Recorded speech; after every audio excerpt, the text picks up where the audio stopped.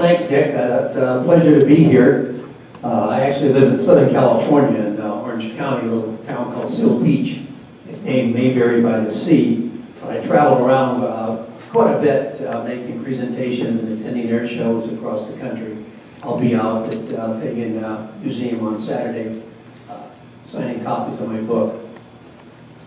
I'm also immediate past president of the 306 Bomb Group Historical Association. And it's our mission, the association, to remember, to honor, and educate. To remember the air war over Europe, to honor the men who fought it, and to educate the public about it. Most of the people or groups that I speak to really don't know much about the air war over Europe or the 8th Air Force. Most of them have never seen a B-17, let alone been in one. And so my presentation is geared toward the general public. People who really don't know too much about the air war. The crowd today is quite a bit different than that. The people in this room know quite a bit about it. So take that into consideration during my presentation. Growing up, I knew the basics of my dad's World War II history. I knew he was a B-17 pilot. He was stationed in England with the 8th Air Force. His plane was named the Susan Ruth after my oldest sister, who was 1 year old at the time that he went overseas. He flew bombing missions over occupied Europe and Germany. In February of 1944, he was shot down over Belgium. And he was missing in action for 7 months, but he evaded capture and was able to get back to England. But it wasn't until I retired in 2009 that I had the time to really delve into my dad's war history in more detail. And at that time, I had no intention at all of writing a book. I just wanted to go through all the material and items that my parents had kept from the war years and organize that and learn more. And there were two items that were most significant in the things that they had kept. One was a diary that my dad wrote while he was missing in action about his plane being shot down, which was absolutely riveting. So much so that it was included in two books that were written, one in the 70s, the other in the 80s. One was called The 98th by Gerald Astor, about the 8th Air Force. Who flew its first mission on August 17, 1942. Their goal was to hit military industrial targets to cripple Nazi Germany's ability to wage war. They got their nickname, the Mighty Eight, by noted historian Roger Freeman, because the number of planes they could put up in the sky. It numbered into the hundreds. And on December 24th of 1944, 2,000 bombers hit Berlin. I get excited when I see one B-17 flying in the sky. I can't even imagine seeing that many. The other book was First Over Germany, written by Russell Strong, about the 306 bomb group that my dad was in. Russell Strong was a navigator in the 306 and became its historian after the war and formed the Historical Association. The 306 motto was First Over Germany because they were the first bomb group to hit a target in Germany on January 27, 1943. Also, they were the longest serving bomb group in the 8th Air Force. They arrived in England in September of 1942, and they didn't go back home until December of 1946. They stayed on after the war, involved with aerial photo mapping of Western Europe and Northern Africa. The other item that was of significance were all the letters that my dad had written to my mother during the war. And reading those letters was absolutely fascinating. My dad was quite candid in what he wrote in those letters. He talked about bombing missions, talked about what life was like on the base, what life was like in England and London at the time, escapades of his crew. And I just became fascinated with the story of my dad and his crew, and it became my passion. I started reading book after book about the air war over Europe. I spent countless hours on the internet doing research, downloading declassified military documents. I started joining World War II organizations, going to reunions, listening to veterans tell their stories. Then finally, 3 years later, in 2012, I came to the conclusion that the story of my dad and his crew was so unique and so compelling that people needed to read about it and know about it, so I decided to write a book. It took me 4.5 years from the time that I started my research to the time the book was published, 12 months to actually publish the book. I formed my own publishing company, actually, to publish the book, Seabreeze Publishing, LLC, which is the name of the street that I live on in Seal Beach. And I contract with independent professionals for all the associated services. And it was finally released in August of 2014. Since that time, it's won 25 National Book Awards, and it's in the museums, most all the air museums across the United States, which I'm quite proud of. But I probably wouldn't have written the book if it hadn't have been for two Belgian gentlemen. In the upper left corner, you see my dad on the left with Dr. Paul Delahaye. That picture was taken in 1994 at the 50th anniversary of the liberation of Belgium, and my dad's plane going down. And then in the lower right-hand corner, pictured with me in 2014 at the 70th anniversary is Jacques Belot. These two men were young boys during the war. They were greatly affected by it. They saw firsthand the atrocities that were committed by the Nazis against their family and friends. And they became local historians later in life, and they interviewed Belgian citizens and members of the Belgian underground about events that took place involving my dad and his crew.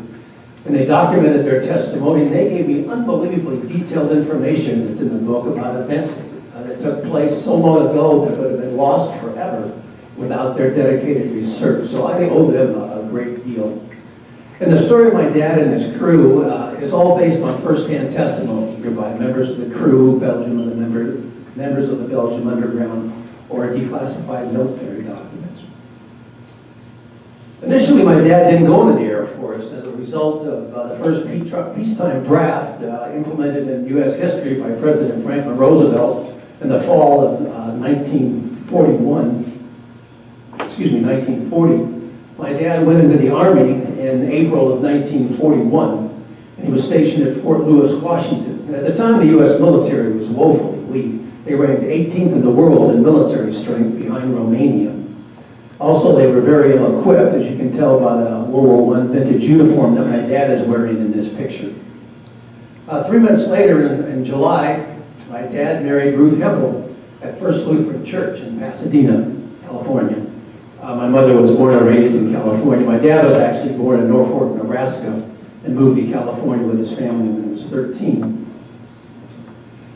A few months later, on December 7th of 1941, Japan bombed Pearl Harbor, and the United States was at war.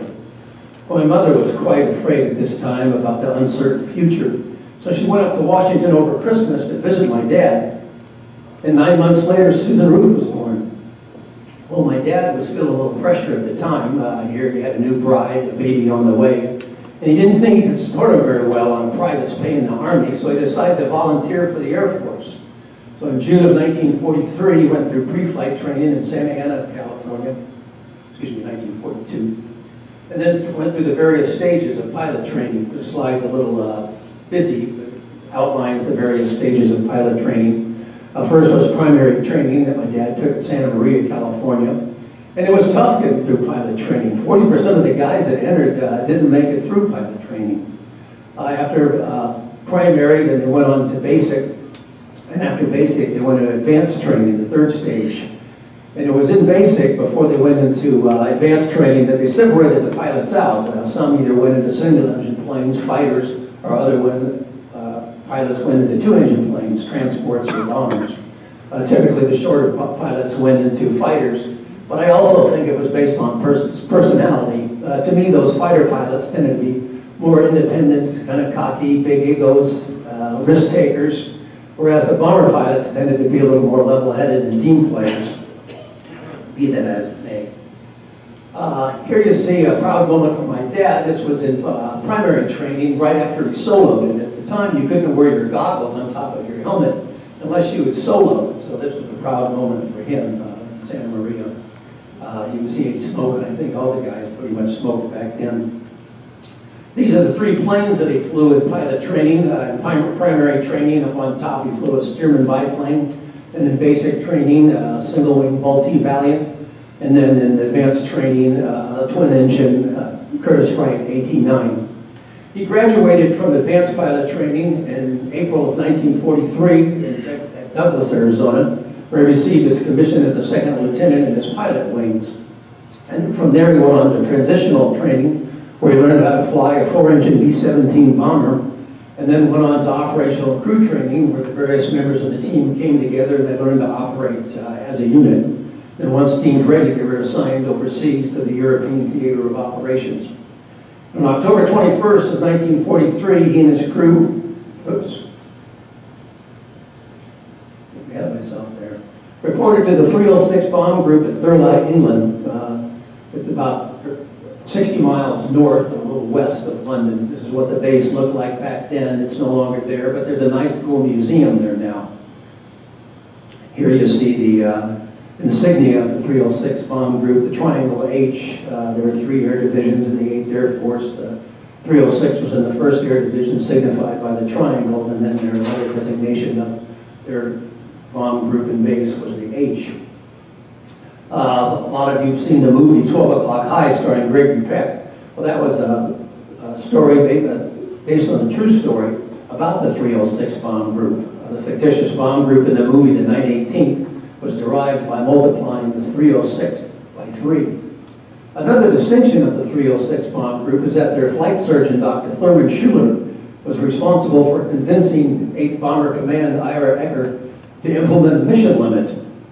The morale was really going into the tank with these combat crews because they knew they never were going to make it through the war. They were either going to be killed or shot down and become a POW. Schuler initially proposed a submission limit of 20, but Eckert decided on 25, and then when Jimmy Doolittle became commander of the 8th in 1944, he raised it to 30 and then 35. Like all bomb groups, the 306 had 4 bomb squadrons up in the upper left, the 367th Clay Pigeon, so named by a journalist because of the horrific losses they took during the war. I believe that the 367th Squadron took more losses than any other bomb squadron in the 8th Air Force. Then you have the Eager Beavers, the Grim Reapers, and in the lower right-hand corner, my dad's squadron, 369 Fighting Titan. I always like to point out the ground crew. The combat crews got all the glory and the recognition, but these ground crews really kept these planes flying. They stayed up all night after missions, trying to get these bombers ready to go back out again, often in very inclement weather, doing repairs on the plane, battle damage, maintenance, getting them armed to go back out. And they really considered these planes their plane. They just loaned them out to the combat crews occasionally to fly. They took great pride in keeping their planes ready. So they were really the unsung heroes. Here you see my dad's crew. A B-17 had a 10-man crew. There were 4 officers who were dealing in front. My dad is in the lower left. He was the first pilot, and as such, the commander of the plane and the crew. And then beside him, the co-pilot, the navigator, and the bombardier. And then you have 6 enlisted men, non-commissioned officers, who were mainly gunners. 5 of these men came back home, 5 of them did not. That is not the Susan Ruth, that's the plane. That was just a B-17 that they took the crew picture in front of when they arrived in England. I always like to point out the nose arts on the plane. I love the nose art.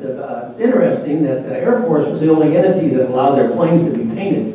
The Marines didn't, the Navy didn't, nor did other countries. But the Air Force thought it would help the morale of these young guys if they could name and paint their planes. And they're very creative in what they named and painted their planes. Many times it was a cartoon character, but more often than not, it was a scantily clad or nude woman. After all, these guys were in their late teens and early 20s and very young men. The 306 Bomb Group flew B-17s. It was nicknamed the Flying Fortress because of the armament on the plane. There were 12 to 13 50 caliber machine guns that could put out a tremendous amount of firepower. Also, they could take a tremendous amount of battle damage and keep flying. There were actually 3 different B-17 models flown in the European theater. At the beginning was the E model, but there were only about 500 of those made, and they were quickly phased out by the F model. And then they were replaced in the fall of 1943 by really the definitive B-17, the G model, which you can always tell by the chin turret under the nose of the plane. Each plane has tail markings to identify them. Here again you see the Triangle H of the 1st Air Division and the 306 Bomb Group. And then each plane had an identification number on the tail that was assigned by the manufacturer. Boeing designed and produced 64% of the B-17s, but the Douglas Aircraft Company and Lockheed Vega also each produced 18% of the B-17s. Here you see the crew positions on the plane and the nose. Again, this is the G model with the chin turret. And the nose, you have the bombardier, and behind him the navigator, above him the two pilots, the flight engineer, then you have the bomb bay, the radio operator, ball turret gunner, two waist gunners, and then the tail gunner. The bombs hung in racks in the bomb bay. This is a little difficult to see on either side of the plane, and it was very cramped in there. That catwalk's only 8 inches wide, and that boy's only 8 years old, so you can see how tight it is in there. And it wasn't uncommon for bombs to get hung up on those racks occasionally, which required one of the crewmen to get a wrench and knock it loose or kick it loose with his foot. And I can't even imagine what that must have been like, because when those bomb bay doors are open, they're looking 5 miles straight down to the earth, and that wind howling all around. It took a lot of courage to do that. Here you see the crew positions a little more clearly. This is the F model without the chin turret. Again, in the plexiglass nose, you have the bombardier, who main function was dropping the bombs accurately, but in the G model, he manned the chin turret. And behind him was a navigator who needed to know where they were going and where they were under attack. He manned the cheat guns, and above them were the two pilots, the first pilot on the left and the co-pilot on the right. And you needed two pilots to fly these planes, not just because if one got killed or was injured, you had another pilot. But you needed to share the duties of flying this plane. Back then, you really had to fly planes. It wasn't like today with computers. These missions lasted 6 to 10 hours, so it was very tedious and strenuous, both mentally and physically. It took a lot of muscle to fly these planes. Also, they flew in tight formation, so they had to stay alert at all times, so they could clip a wing next to the plane next to them, or run into a plane in front of them and go down. Plus, they had to continually fight the current, the turbulence. You had the normal air turbulence of weather, but they also had the turbulence of all those B-17s being in such close proximity to one another in these tight formations, so that the wake turbulence and the prop wash would just churn the air. So they really had to struggle flying these planes to keep in formation and not hit another plane. Behind the pilots, you had, excuse me, get ahead of myself here.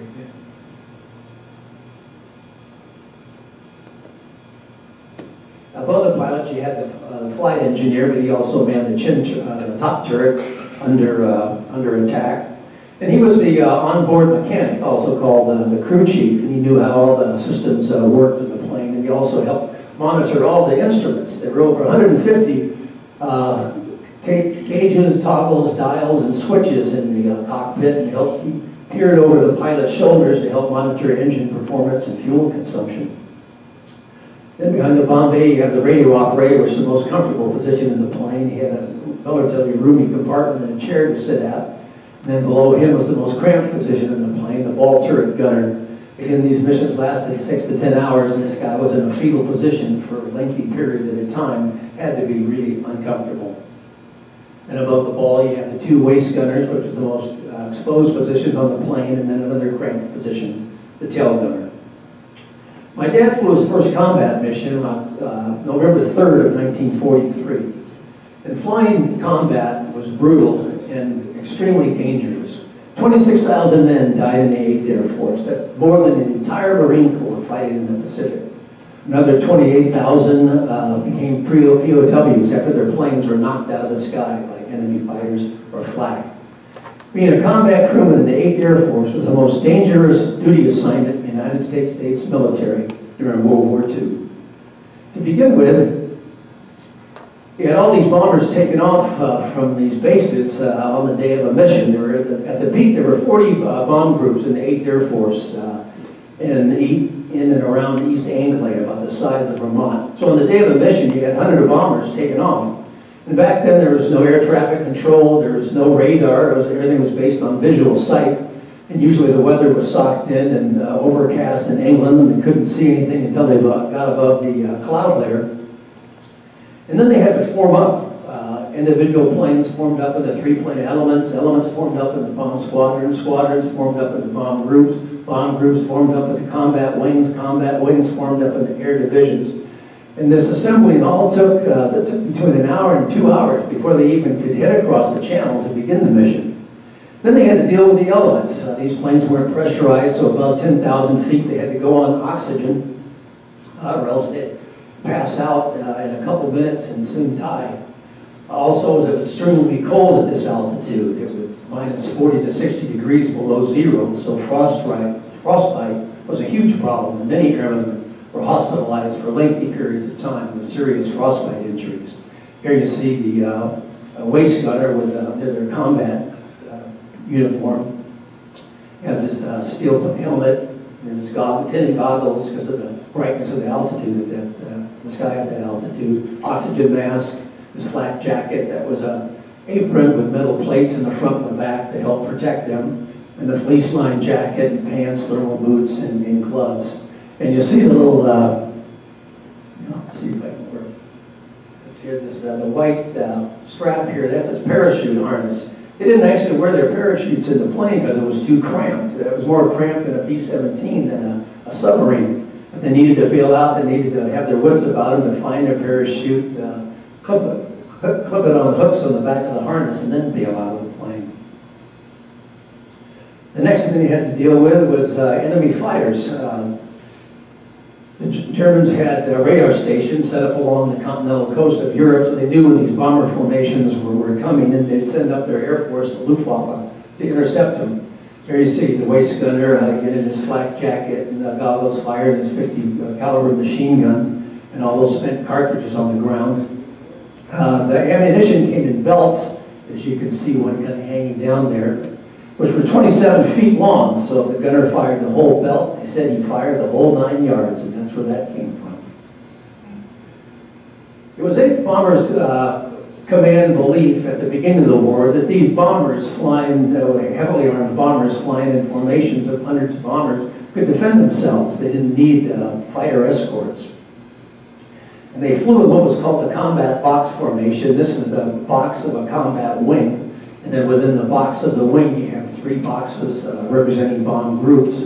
And then within each box of the bomb group, you had 3 bomb squadrons. So the theory was all this interlacing firepower could ward off the German fighters. Here you see the formation from another angle. You have the from on top, from the side, with a 3-dimensional formation, and then from behind. Unfortunately, 8th Bomber Command was badly mistaken that these bomber formations could defend themselves. During the early years of the war in 1942, especially in 1943, the 8th Air Force took devastating losses. Even though they implemented a 25 mission limit in the spring of '43, it was statistically impossible for a combat crewman to complete 25 missions. The average number of missions flown before being shot down was only 6. And even when they did give formations fighter escorts to begin with, they couldn't follow these formations deep into Germany. They could make it across the channel into occupied Europe, but then they'd have to turn around because of low fuel and head back to England.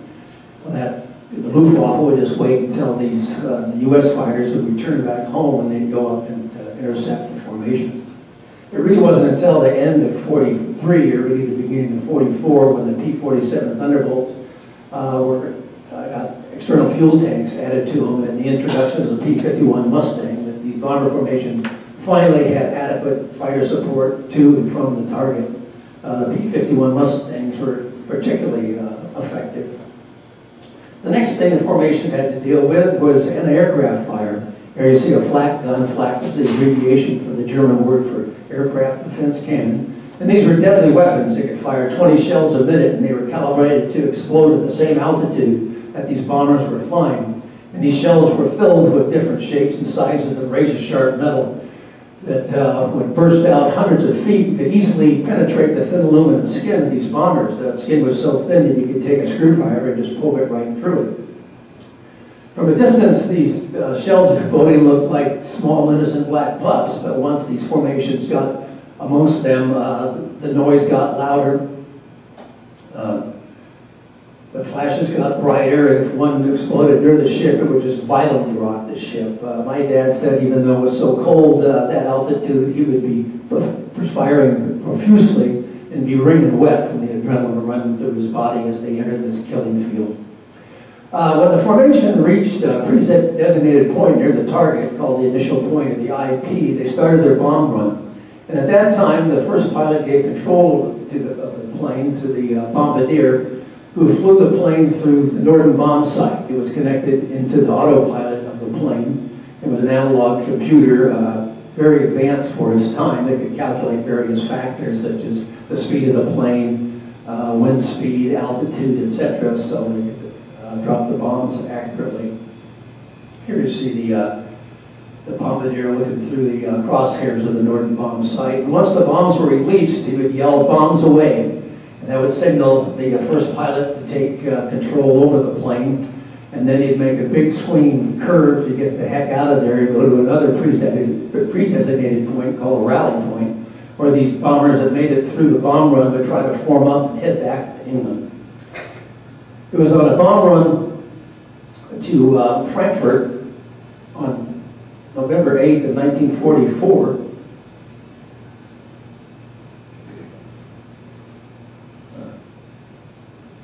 I got deleted there. When my dad's plane dropped their bombs successfully, but their bombarders got hit by flak and they couldn't get them back up. And as a result, they caused a drag in the plane. They lost airspeed and they lagged behind the formation. And they were singled out by two Focke-Wulf German fighters. And in the ensuing air battle, the Susan Ruth was shot down. Two of the crew members were killed in the plane. The other 8 were able to bail out. But both those Focke-Wulf fighters were shot down as well. One piloted by Siegfried Merrick crashed and he was killed in the plane. The other was piloted by Hans Berger, who was able to bail out. He made it through the war. When I was doing my research, one day my wife casually asked me, "Well, why don't you try to find the German pilot that shot down your dad's plane?" Which I thought was a ridiculous idea. How in the world am I ever going to do that? But lo and behold, I found Hans Berger. And fortunately for me, he became a translator after the war, so he speaks English. And he gave me some wonderful insight about what it was like to go up against the 8th Air Force that's in the book. After my dad bailed out, he came down in some trees just in Belgium, just north of the French border. And this was a picture that was taken by a Belgian gentleman sent to my dad. There's over 200 time period photographs in the book, so you can visualize everything you're reading about. They were most of them were either sent to my dad from his Belgian helpers or from those two gentlemen that I mentioned earlier, Jacques Below or Paul Delahaye. His parachute got hung up on those trees and he couldn't get down. He was dangling 20 feet off the ground. Fortunately for him, a couple of young Belgian farmers came to his rescue before the Germans got to him. They went back to the farmhouse, got a ladder and a rope, and they helped him down this tree. That's Henri Franken. That's one of the Belgian men that helped my dad down the tree. This occurred around 1 o'clock in the afternoon, so they told him to stay put and hide because they thought it was too dangerous for him to try to move during the daylight. But they came back that night and they took him to this farmhouse. It was the farmhouse of the other Belgian gentleman, Raymond Dorvan. And that house is in Belgium, but those trees are in France, so you can tell it's really right on the border. He only stayed there one night because they thought it was too dangerous for him to stay there any longer than that when those German patrols come in the area. So that evening, the Belgian customs officer, Paul Tilqueen, came in a tandem bike to take him to another location. It was the middle of the night, it was raining. They headed out on the bike. My dad could only pedal with one leg because he had shrapnel wounds in his other leg from those anti-aircraft shells exploding. And they came to a hill and they couldn't pedal anymore up the hill to get the bike up the hill, so I started pushing it. And when they got to the top of the hill, they came to a cafe, a cabaret, and the lights were on, people were laughing, talking loudly, music was playing, and all of a sudden 2 German officers with their arms around young girls come walking out, and one of them puts his arm around my dad and asks for a light for a cigarette. Well, my dad was petrified. He couldn't speak French or German at the time, but fortunately Paul Tilqueen could. He lit the guy's cigarette and they let him go on their way. My dad said they were too drunk and probably too interested in these girls to pay too much attention to a couple of guys pushing a bike up a hill in the rain. After that, they moved my dad around from place to place. You might stay one night at one house or 6 weeks at another house. It all depended on how brave the people were who lived there and how dangerous the Belgian underground thought it was for him to stay there. Here he's with two of his helpers. On the left is Ghislaine Bayou. It was with her and her husband, Maurice, that my dad wrote his diary, and the other woman is Jeanette Guedin.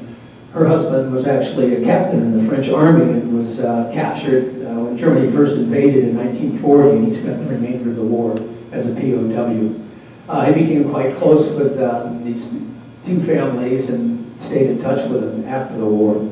And the people that hid my dad, or any downed airmen for that matter, were unbelievably brave individuals. So they risked their lives and the lives of their friends and family by aiding these downed airmen. If they were caught by the Gestapo, the secret German police, they'd be arrested, tortured, either shot or sent to concentration camps. And some of the helpers did meet that fate.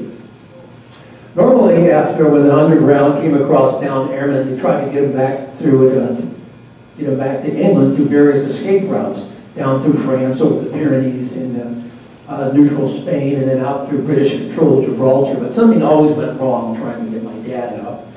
And that must have been very stressful. First of all, his plane's attacked, on fire, has to bail out, comes down in a foreign country, has no idea where he is, can't communicate with the military, doesn't know what happened to his buddies on the crew. He's dealing with these foreign people, Belgian people that he doesn't know, can't speak the language. Any one of them might be a collaborator and turn him over to the Gestapo. And when he's in hiding at any time of the day or night, the Gestapo could break in and arrest him and either send him to a POW camp or shoot him. So finally, he got tired of hiding. I guess he decided he wanted to get back into the fight. And he did have that year's experience of fighting on the ground, being in the infantry. So he joined the French resistance called the Maquis. And the Maquis was made up of independent small guerrilla groups spread throughout France. Their job was to harass the Germans.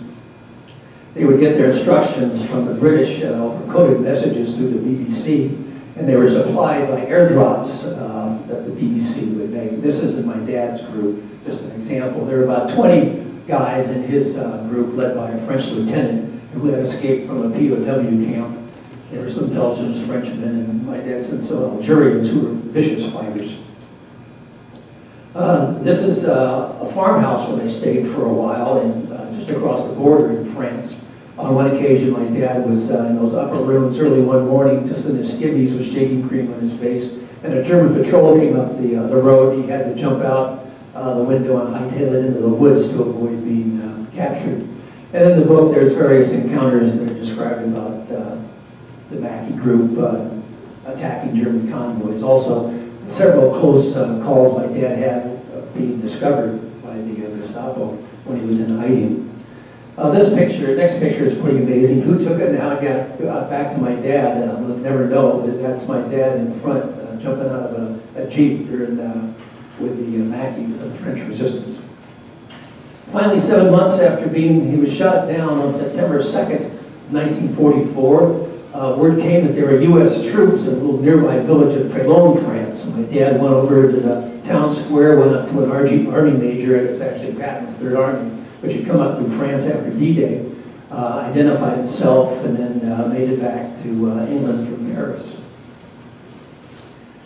Belgium's a unique little country. It's divided in two. The northern half is called Flanders, where they speak Dutch, and it's rather industrial.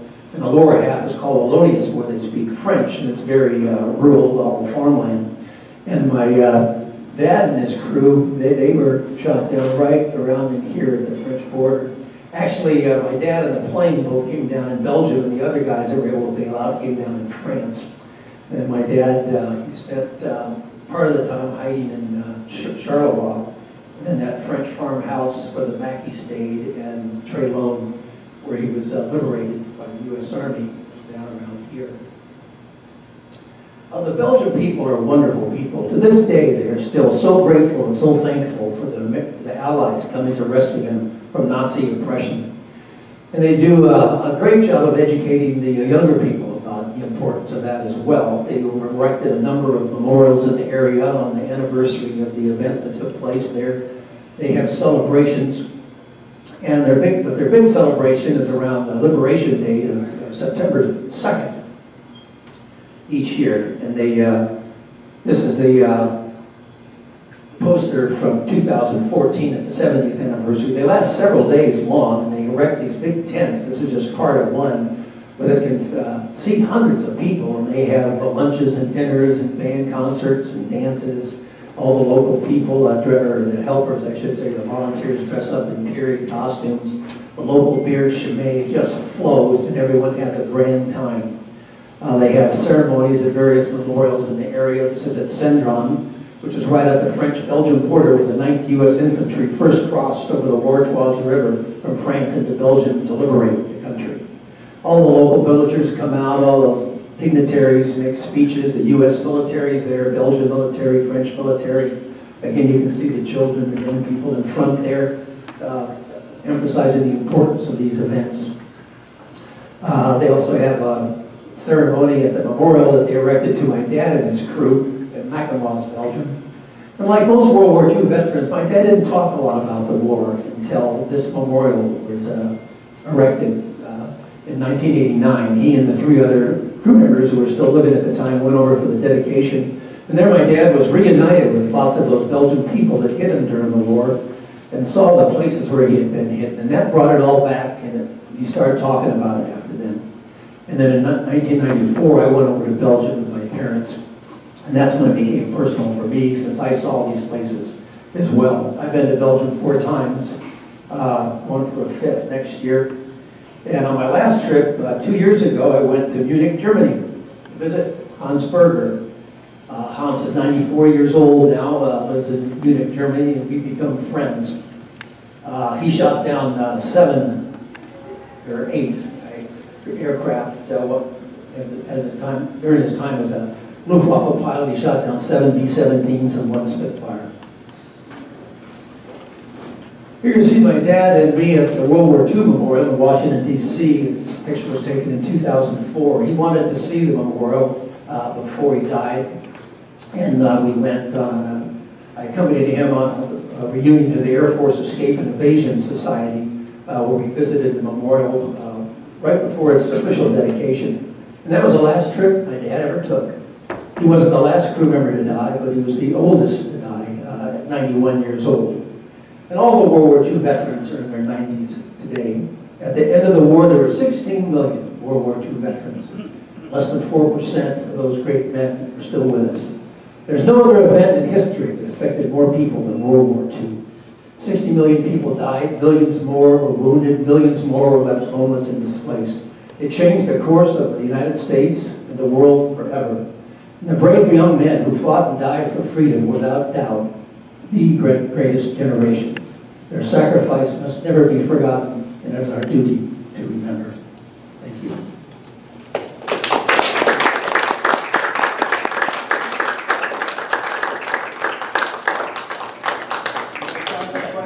Yes, if anybody had any questions, I'd glad to field some. Yes, sir. The other 4 members of the crew, did they become POWs or? As I mentioned, 5 made it back home, 5 did not. But 3 of them did become POWs. So they were POWs until the end of the war then, right? Well, one of them he was involved in the 86-day Black March through Germany. 2 others were so badly wounded that they were repatriated. Oh, really? Right. But to get all the details, you have to read the book, which I have for sale back here if you'd like to buy one. They're $25 cash or credit card. There's something different. The book's just not about my dad. It's about what happened to each member of the crew. Did your dad have any relationship with the military after he got out after the end of the war? I became a